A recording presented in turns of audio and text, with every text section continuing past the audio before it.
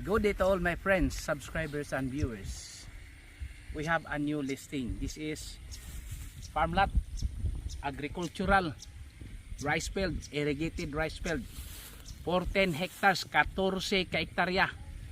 Barato kayo, 100 pesos per square meter. Talagsaon ra kayo ni. Ang 100 pesos per square meter negotiable. Naay upland ani, there is an upland approximately 2 hectares, 2 ka hektarya ang upland. So naay nagpuyo, already settled, no? Settled na ang nagpuyo. 100 pesos per square meter. Tax declaration, dili pa siya titulado. And this is the property, no? The side of the coconut tree, no? This is the boundary going there, no? So this is the property. So asam that, dirita.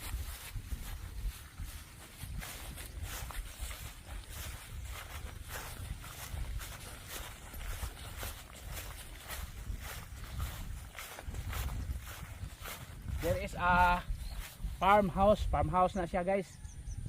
So here you can also have a piggery, poultry and many more. So pwede na to ni magpiggery, magpoultry ka dire.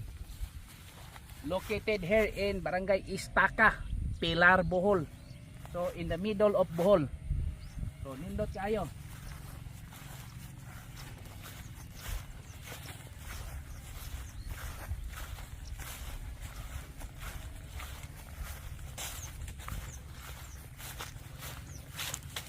So makita na to, guys. Katulad pita, oh, apil pa na. The side of the coconut trees. That is the boundary here, no? Ang saging. Up to the banana trees. Dito dapit sa banana trees, mao na ang boundary. Katutuwa, makita na to, no? No?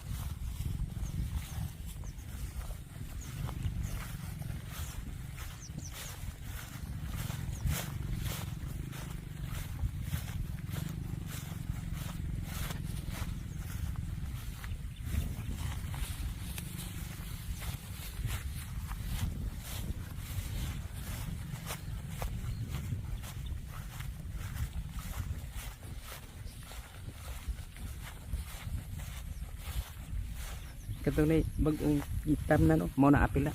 Oh, kanto, oh. Oh, katong di tanom nga na ilo pa agkuan. Okay na Oh. pala.